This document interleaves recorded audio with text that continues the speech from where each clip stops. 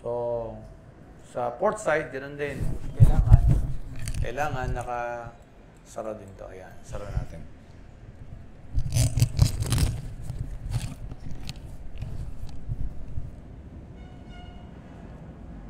So, itong steering gear port side, starboard side, paandarin natin. Mapandar natin yan dahil naka-local, paandarin natin. Then, i-remote natin. So, yung rudder control, ibig sabihin, yung rudder na nasa labas ng barko, hindi itong bomba na to, i-local natin, naka-local siya. So, we have a rudder indicator. Imaginein mo, nandun ka sa mismong steering gear. Wala ka sa control room, wala ka sa bridge.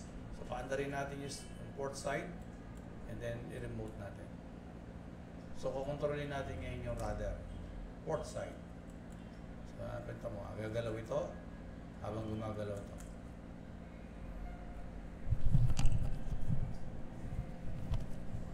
Galaw ba? Ba't ayaw gumalaw?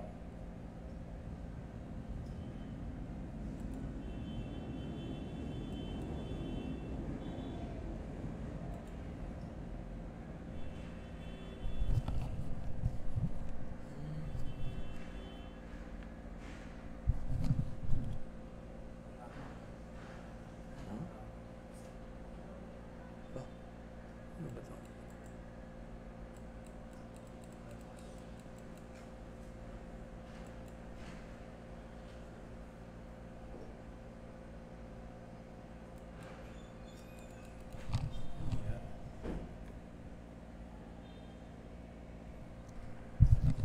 Ay, gumalaw ano?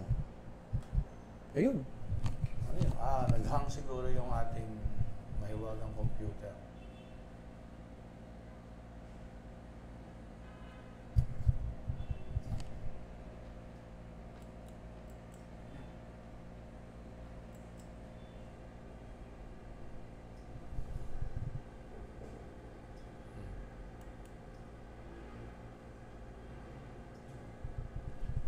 Starboard side.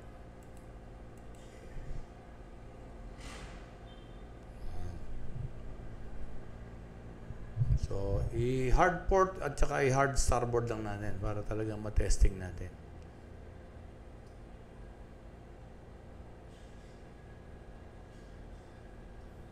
Medyo naghang yung computer natin kanina. So, hard starboard na. Balik natin sa midship, gitna. So, pag dalawa yung bomba na tumatakbo, mas mabilis ang paggalaw ng actuator or ng rudder. Pagka isa lang, medyo mabagal. So, kailan natin ginagawa yung dalawa? Pag maneuvering. Kailan natin ginagawa isa? Pagka underway tayo. Diba? Siyempre, pag maneuvering, minsan may mga dikit na barko.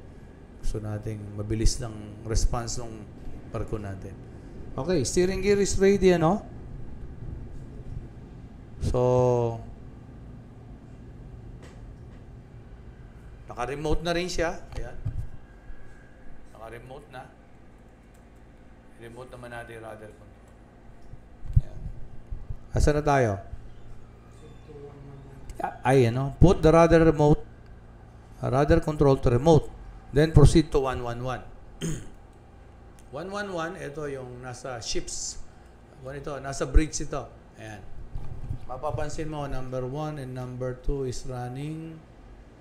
Pwede mo i-auto yan. So, pag in-auto mo yan, since hindi na nagbiblink, ibig sabihin, kasi nga, sinet na natin dito sa auto. Ayan. Naka-auto itong dalawang to. Ayan. So, going back to panel directory, shift course 111, naka-auto yan. Pwede mo nang patayin yung 2.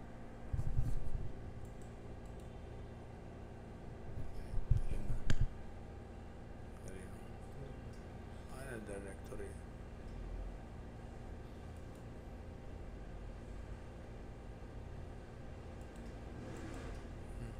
Yan.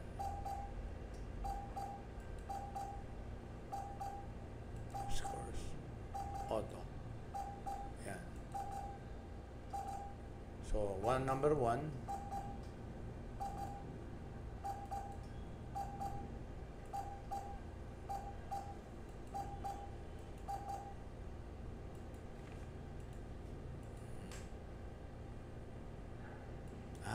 Pag naka-auto siyang ganun, pag namatay ito, ayan. Ayan siya. Pagka dalawa gusto mo, tanggalin mo to. Pagka isa lang, ayan, ilagyan mo to, mamamatay yung isa. Standby lang isa, sir. Ayun, no? Patayin mo, tsaka mo yoto. Ayan. Pagka naman gusto mo dalawa, patay mo yung auto, dalawahin mo. Ayan. Ibig lang sabihin na itong auto na to, mapapatakbo mo na siya rito at mapapatay mo siya. Ngayon, pagka naman gusto mo isa lang, ayan, tsaka mo yoto. Hindi mo ngayon mapandar yung isa. Patayin mo isa, pandar mo isa.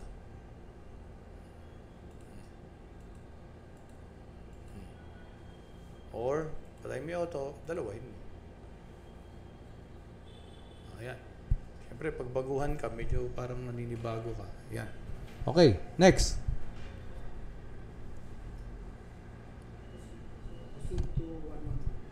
Proceed to? Ito na yan. Proceed to 07. Next is separator. O, baguhin natin yan.